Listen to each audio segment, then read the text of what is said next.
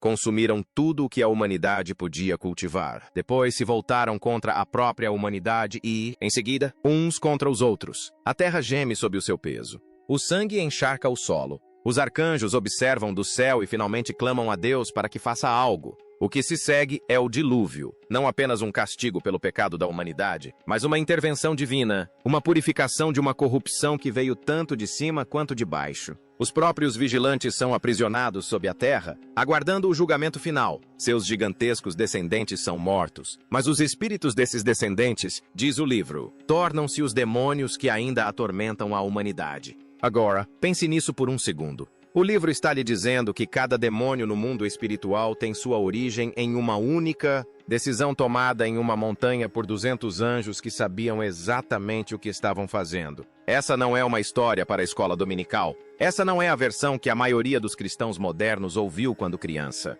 Este canal explora as camadas da história bíblica que raramente são abordadas nos sermões da escola dominical. Os próximos vídeos aprofundarão ainda mais o mundo desses textos antigos. Uma jornada pelos céus.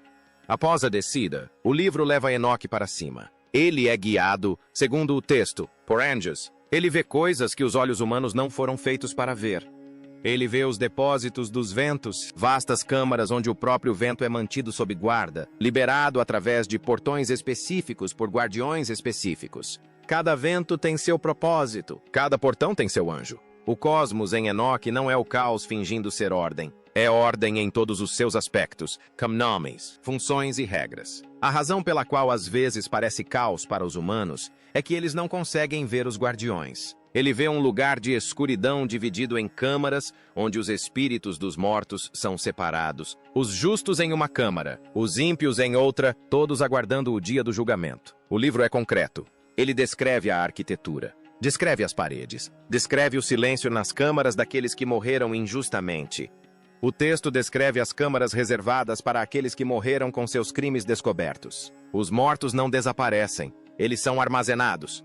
E depois há o livro das parábolas, a seção datada aproximadamente do 1º século antes da Era Comum. Esta é a seção que apresenta uma figura chamada Filho do Homem, um juiz celestial. Ele aparecerá no fim dos tempos. Ele julgará os reis e os poderosos da terra. A frase se repete. O Filho do Homem, o Filho do Homem. Agora, leiam os evangelhos. Jesus se autodenomina o Filho do Homem. Mais do que qualquer outro título, mais do que Cristo, mais do que Senhor, mais do que Filho de Deus. E a linguagem que ele usa para descrever o que o Filho do Homem fará no fim dos tempos, o julgamento das nações, a reunião dos eleitos, se alinha de forma perturbadora com a linguagem do livro das parábolas, escrito antes de seu nascimento. Os estudiosos debatem sobre o quanto disso é influência direta e o quanto é uma atmosfera apocalíptica compartilhada. Eles discutem isso há mais de um século, mas a conexão não é invenção. Qualquer pessoa que leia ambos os textos pode ver isso. A questão é, o que fazer com o que se vê? Por que foi deixado de fora? Eis a questão. Se Enoque foi tão influente, se Judas o cita no próprio Novo Testamento, por que não está na sua Bíblia agora? A resposta não é uma decisão drástica isolada. É um processo gradual. Após a destruição do Segundo Templo em 70 d.C., os rabinos do judaísmo se estabeleceram em um cânone menor de escrituras hebraicas, e Enoque não entrou na lista. Alguns estudiosos acreditam que sua ênfase em anjos caídos e dualismo cósmico não se encaixava na visão rabínica da responsabilidade ética humana. Outros apontam para seu caráter místico e apocalíptico, muito diferente do tom legal e histórico que os rabinos queriam preservar. O livro era cósmico demais, vasto demais, desconfortável demais. No início do cristianismo, o cenário era mais complexo. Alguns dos primeiros escritores cristãos adoravam o livro, outros desconfiavam dele. Diferentes regiões usavam listas diferentes. Havia igrejas no norte da África que liam Enoque juntamente com Gênesis. Havia igrejas na Ásia Menor que nunca tinham ouvido falar dele. Havia bispos que o citavam em sermões e bispos que diziam às suas congregações para ignorá-lo. A igreja primitiva não era uma instituição única tomando decisões isoladas. Era uma rede de comunidades que, aos poucos, iam descobrindo o que tinham em comum. No século V, no Oriente de língua grega e no Ocidente de língua latina, o livro de Enoque havia praticamente desaparecido da Bíblia cristã. Não foi removido em um concílio com tochas, mas simplesmente deixado de lado enquanto bispos e concílios se concentravam em listas mais curtas e restritas. O livro não foi queimado. Foi esquecido. O que, de certa forma, é um tipo de apagamento mais permanente. A Etiópia não seguiu essa tendência. O cristianismo etíope, com raízes que remontam ao século IV, manteve o livro dentro de suas escrituras e nunca o removeu. 81 livros. Um deles é Enoque. A liturgia etíope lê trechos dele. Os comentários etíopes o explicam. Gerações de crianças etíopes cresceram ouvindo falar dos vigilantes e dos gigantes, da mesma forma que as crianças ocidentais cresceram ouvindo falar de Noé e da arca. Portanto, eis a verdade, que é de certa forma mais estranha do que a versão conspiratória. O livro de Enoque não foi apagado por um concílio. Não foi enterrado sob o Vaticano. Foi preservado continuamente à vista de todos por uma das igrejas cristãs mais antigas da Terra. Enquanto isso, a maior parte do resto da cristandade se afastou dele sem jamais anunciar que o estava fazendo. Ninguém escondeu. Quase ninguém leu. E para a maioria dos cristãos ocidentais, é a mesma coisa, o que torna a questão de quem dramatizaria a história a seguir e por que muito mais interessante do que parece. É aí que entra Mel Gibson, Estúdios Cinecittà, Roma. Final de 2025. A produção do filme religioso mais ambicioso da carreira de Mel Gibson acaba de ser concluída. Se você nunca foi, Cinecittà é um daqueles lugares onde o próprio prédio faz parte da história. Construído na década de 1930, foi usado por Fellini, usado em Ben-Hur e em Cleópatra. Estúdios de som do tamanho de catedrais. Gibson o escolheu propositalmente. O filme foi inteiramente rodado lá. Gibson tem 69 anos. Ele vem perseguindo esse projeto há mais de 2 décadas. Já foi alvo de chacotas por isso. Já viu a indústria seguir em frente sem ele mais de uma vez. E em outubro de 2025, as filmagens finalmente terminaram. E o resultado final é o maior projeto cinematográfico teológico da era moderna. 20 anos atrás, Gibson realizou A Paixão de Cristo. As últimas 12 horas da vida de Jesus, contadas com um nível de intensidade que nenhum grande estúdio havia tentado em décadas. O filme de maior bilheteria nos Estados Unidos em quase 2 décadas na história do cinema independente. Ele já se inspirava em mais do que os 4 evangelhos canônicos naquela época. Admitiu abertamente que havia usado imagens das visões de Anne Catherine Emmerich, uma mística alemã do século XIX, juntamente com os relatos dos evangelhos. Mesmo assim, ele ia além do que cabia em uma única Bíblia. Aquilo foi apenas o começo. Agora, ele está fazendo isso de novo, em uma escala ainda maior. O filme se chama A Ressurreição de Cristo. A Lionsgate o dividiu em 2 partes, com estreia prevista para 2027. A primeira parte na Sexta-feira Santa, 26 de março, e a segunda no Dia da Ascensão, 6 de maio, 40 dias depois. A produção foi concluída na Itália. O elenco foi praticamente todo reformulado. E o tema não são mais as últimas 12 horas da vida de Jesus. O tema é o que aconteceu depois. Em uma conversa no podcast The Joe Rogan Experience, em janeiro de 2025, Gibson anunciou o título e começou a descrever o que estava fazendo. Ele chamou o roteiro de uma viagem de ácido. Disse que era diferente de tudo que já tinha lido. Ele riu ao dizer isso. Daquele jeito que alguém ri quando sabe que está prestes a fazer algo audacioso e já decidiu não recuar. Em uma conversa separada com o jornalista Raymond Arroyo, ele confirmou que o filme incluiria a queda dos anjos. Leia isso de novo. A queda dos anjos.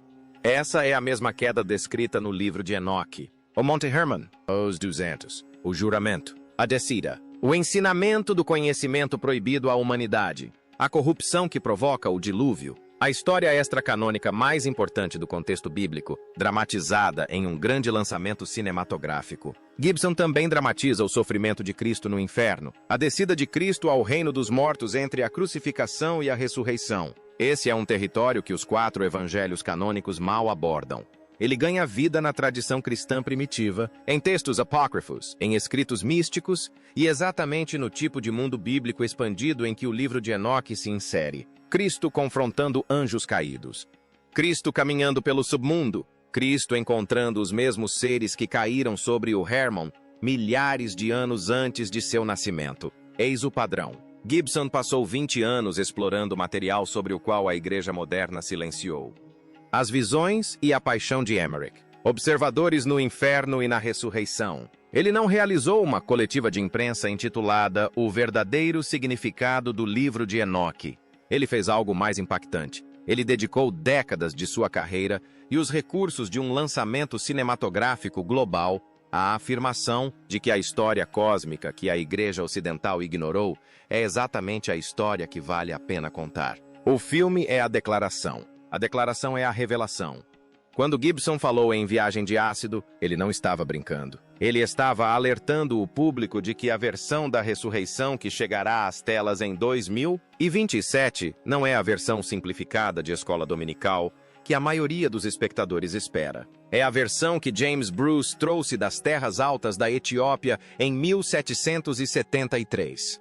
É a versão copiada em Qumran. É a versão citada diretamente na Carta de Judas. A versão que a maioria dos cristãos ocidentais desconhecia em sua própria tradição.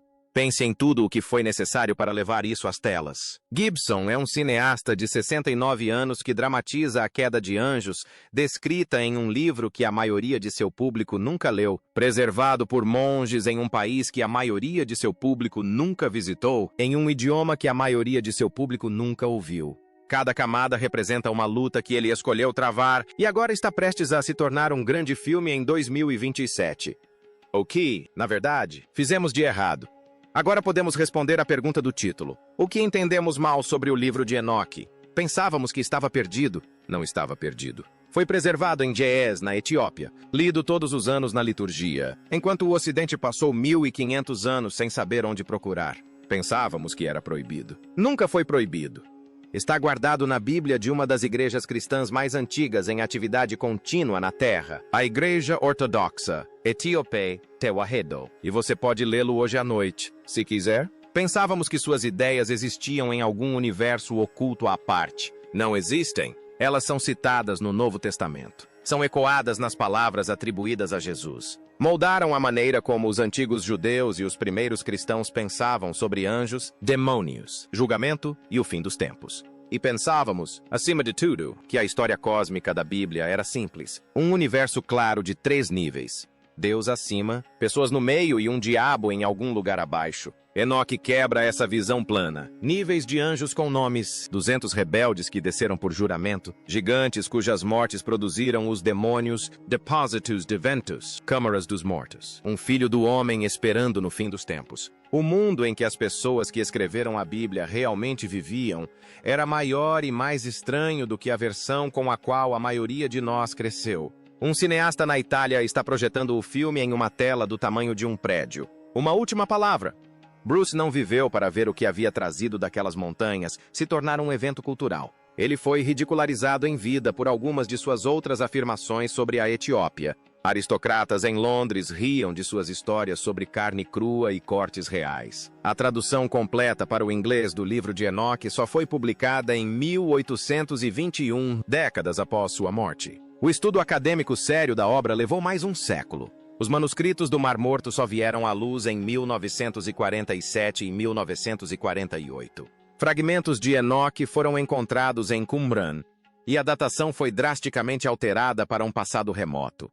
Bruce estava certo sobre mais coisas do que imaginava. Ele simplesmente não viveu o suficiente para ser vindicado. Agora, 250 anos depois de Bruce ter levado aqueles manuscritos montanha abaixo, o mesmo material está sendo filmado em Cinecittà para lançamento mundial nos cinemas. A Descida do Monte Hermon, A Queda dos Anjos, O Tormento do Inferno. Um cineasta que criou 2 dos filmes religiosos mais importantes da era moderna está nos dizendo, com seu trabalho, que a história antiga não acabou e que a versão moderna, mais concisa, não a representa por completo. Pense na cadeia de mãos pelas quais o livro passou para chegar a este momento. Escribas judeus nos séculos anteriores a Jesus copiando aramaico em pergaminho à luz de lamparina. A comunidade de Qumran escondendo sua biblioteca em potes nos penhascos acima do Mar Morto antes da chegada dos romanos. Monges etíopes em mosteiros de pedra em montanhas invadidas, lendo as mesmas palavras em Ge'ez, geração após geração, sem jamais saber que o Ocidente as havia esquecido.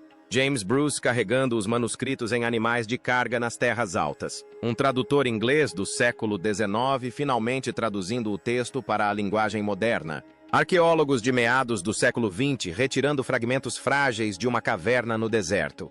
E agora, uma equipe de filmagem na Itália está levando isso para as telas. O livro de Enoque não foi apagado. Estava lá, na Etiópia, em Qumran, na bagagem de um escocês, em uma única citação na Epístola de Judas, sobre a qual quase ninguém questionou por 1500 anos. Em um estúdio de cinema na Itália, onde Mussolini um dia sonhou com propaganda e um cineasta americano, agora com quase 70 anos, está finalizando um filme sobre a descida dos anjos. E agora, em um estúdio de som na Itália. Conte-me nos comentários qual parte dessa história te impactou mais. Os 200 que desceram sobre Hermon, as passagens sobre o Filho do Homem ecoando nos Evangelhos, Bruce descendo a montanha em 1773 sem saber o que tinha em mãos, Mel Gibson levando a descida dos anjos para as telas de cinema em 2027? Eu leio todos os comentários, e o próximo vídeo deste canal será publicado exatamente como vocês indicarem. Inscrevam-se se ainda não o fizeram, e nos vemos na próxima.